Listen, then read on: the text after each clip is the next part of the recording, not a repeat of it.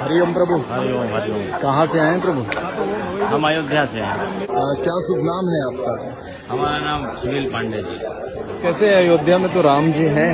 राम जी तो हैं, लेकिन राम जी बड़े उदास हैं। राम जी जीवन भर जिनकी सेवा किए, जिन संतों ऋषि मुनियों के लिए राम जी अपनी समस्त तपस्या त्याग किए, अयोध्या का राज छोड़े ऋषि मुनियों के उद्धार के लिए, उस राज सिंहासन को छोड़ने के बाद भी राम जी को अभी तक वनवास ही है। समझो, अभी राम जी विराजमान हुए हैं, लेकिन उनका वनवास चालू है।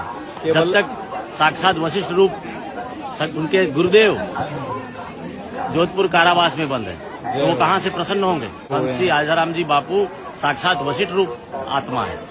उनके जैसा ब्रह्मवेता महापुरुष धरती पर बहुत ही कम हुए हैं। आरोप पर क्या कहेंगे आप? आरोप के लिए जहाँ पर धर्म का प्रचार होता है, जब जब संत इस धरती पर अवतरित हुए, आज तक इतिहास उठा के देख लो, किसी संत को सम्मान मिला है? हर संत को प्रताड़ित किया गया है इस धरती पर, चाहे वो नानक हो, महावीर हो, बुद्ध हो, कबीर हो, तुलसी हो, सबके साथ यही हुआ है जो आज बापूजी के साथ हो रहा है। लेकिन ये बड़ा दुर्भाग्य है कि जिस देश में सनातन धर्म की रक्षा करने वाली हिंदू सरकार बैठी है, उस देश में संतों के साथ इतना बड़ा अत्याचार हो रहा है।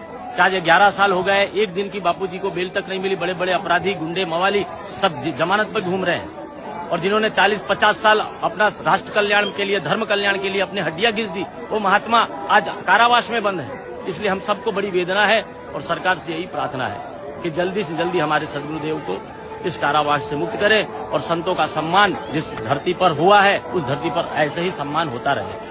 न्याय प्रक्रिया पर कितना विश्वास रखते हैं? न्याय प्रक्रिया पर तो हमको पूर्ण विश्वास है, लेकिन वो विश्वास अब हिल रहा है, हमारा डगमगा रहा है। क्योंकि जब अपराधी मुक्त घूम रहे हैं और महात्मा जैसे संत ब्राह्मण जेल में है, तो हमको कैसे न्याय प्रक्रिया पर हम विश्वास करेंगे? शासन प्रणाली पर क्या कहेंगे? शासन प्रणाली भी ध्वस्त हो चुकी है। शासन प्रणाली तो सबसे ज्यादा ध्वस्त है। वो तो कहती है हिंदुओं की सरकार है। हिंदुओं की सरकार है, तो अयोध्या में काहे सरकार नहीं बना ली है?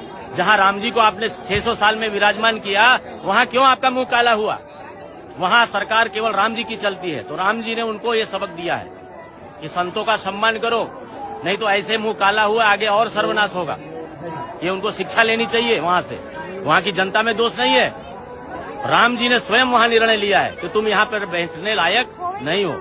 जब तक संतों को सम्मान नहीं होगा, तब तक राम जी प्रसन्न नहीं होंगे। तो देख रहे हैं, आस्था का एक सैलाब उमड़ा है संत आशाराम बापूजी के आश्रम में, और यहाँ लोगों का ये मानना है कि बहुत अन्याय हुआ है पूज्य बापूजी के साथ, और लोग सरकार से मांग करते करते 11 वर्ष हो गए। अब तो केवल परमात्मा से ये मांग कर रहे हैं कि हमारे साथ प्रभु न्याय हो।